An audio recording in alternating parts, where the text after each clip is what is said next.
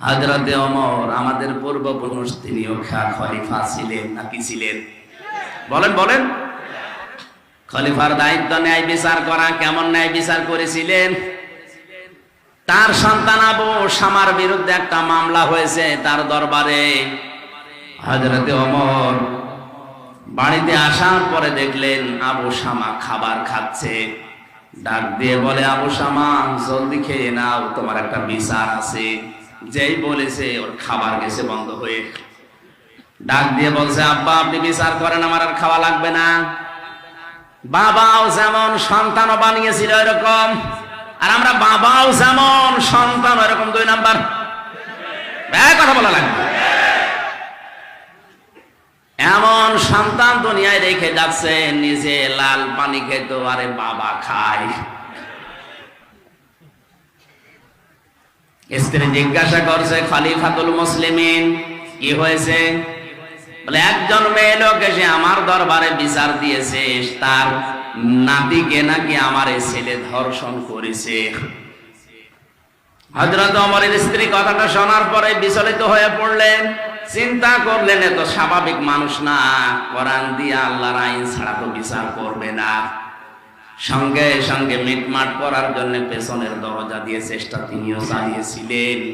বলছিলেন, টাকা পয়সা দিয়ে অন্তত মেয়েটাকে ম্যানেজ করা যায় কিনা দেখেন, আমার যা আছে আমি সব দিয়ে দেব। হযরত ওমরের চেহারা লাল হয়ে গেল। তিনি বললেন, স্ত্রী তুমি কি আল্লাহর বিধান থেকে আমাকে সরাতে চাও?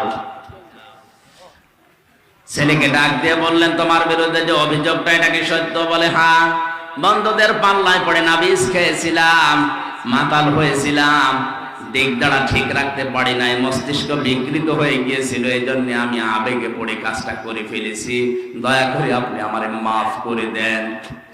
হযরত ওমর সন্তানের দিকে তাকিয়ে বলে, বাবা তুমি আমার কাছে না, মাফ চাইলে আল্লাহর কাছে যাও। বিচার যেটা আছে আমি কোরআন দিয়ে করবই, কিয়ামতে আমি তোমারে বাঁচাতে চাই। প্রধান বিচারপতিকে ডাক দিয়ে, কাজীকে ডাক দিয়ে বললেন, বিচার শুরু করো। জল্লাদ আরম্ভ করেছে চাবুক মারা। 100টা চাবুক মারা লাগবে। সূরা নূরের ভেতরে আল্লাহ রাব্বুল আলামিন, আয-যানিয়াতু ওয়াজ-যানি ফাজলিদু কুল্লা ওয়াহিদিম মিনহুমা মিয়াতা জালদা। জিনার যে বিচার ব্যবস্থা আছে, এই আয়াত পড়ার পরে শুরু হয়ে গেল। 80টা বেত মারা হয়ে গেছে, তাও চামড়ার চাবুক দিয়ে। সন্তান বেহুশ হয়ে গেছে। স্ত্রী এসে পা জড়িয়ে বলে, স্বামী আজকের মতো এর মাফ করে দেন, আগামীতে আবার কালকে বাকিটা মারবেন। হযরত ওমর বলেন, স্ত্রী কোরআনের আয়াতের ভেতরে ওয়া নেই। কি নেই? হ্যাঁ, মিয়াতা ওয়াজালদা নেই। আল্লাহ যেহেতু বিরতি দেয়নি, আমি কি করে বিরতি দেই? আমার মায়া কি আল্লাহর চাইতে বেশি? বাধা দিও না, মারতে থাকো। 80টা মারার পরে মুখ দিয়ে রক্ত ওঠার পরে প্রায় মরার উপক্রম হয়ে গেছে, কিন্তু বাকিটা তো মারা লাগবে। মারা গেছে। মারা যাওয়ার পরে নিজের সন্তানকে ধোয়ালেন, কবরের ভেতরে রাখার পর মাটি দিয়ে বললেন, আব্দুল্লাহ বিদায় করে দিলাম, দুঃখ পেও না। আল্লাহ যদি দুনিয়ায় কোন পাপের শাস্তি কোরআন দিয়ে হয়ে যায়, ওই পাপের জন্য কিয়ামতে আল্লাহ ডবল করে আর বিচার করে না। তোমারে আমি শাস্তি দিয়ে বিদায় করে দিলাম। বিচারককে বললেন, এবার আপনি চাবুক আমার হাতে দেন।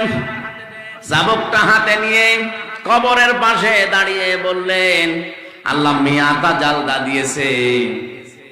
100টা মারার জন্য আল্লাহর নির্দেশ ছিল, 80টা মারার পরে তো মারা গেছে, বাকি 20টা কে খাবে? কবরের পরে তিনি জোরে জোরে চাবুক মারা আরম্ভ করলেন। 1টা 2টা করে 20টা মেরে তিনি 100টা পরিপূর্ণ করলেন। কবরের মাটিগুলো 2 দিক থেকে ছড়িয়ে যাচ্ছিল। চোখের পানি ফেলে দিয়ে বললেন, রব্বুল আলামিন আমারও মায়া লাগছিল বাবা হিসাবে, তোমার আইনের দিকে তাকিয়ে আমি মায়াটা করি নাই। দুনিয়ায় এই আয়াত দিয়ে বিচার করে দিলাম, অন্তত সূরা নূরের এই 2 নাম্বার আয়াত যেন কিয়ামতে আমি ওমরের বিরুদ্ধে না যাই। এই মন মানসিকতা নিয়ে বাংলার যারা বিচারপতি আছে, হযরত ওমর বাড়িতে গেলেন, সন্তান যেই ঘরে থাকে ওই ঘরে প্রবেশ করলেন। ছেলে যেই ঘরে আছে ওই ঘরের মালিশটা এবার বুকের ভেতরে নিয়ে তিনি এবার হাউমাউ করে কাঁদছে। স্ত্রী ডাক দিয়ে বলেন, খলিফা এত করে নিষেধ করলাম আপনি মানলেন না, এখন ছেলের বালিশ নিয়ে কান্নাকাটি করেন, আপনি কি বাবা? হযরত ওমর বলে, স্ত্রী মানুষ আমিও বাবা, আমারও মায়া আছে, কিন্তু আল্লাহর আইনের চাইতে বেশি না।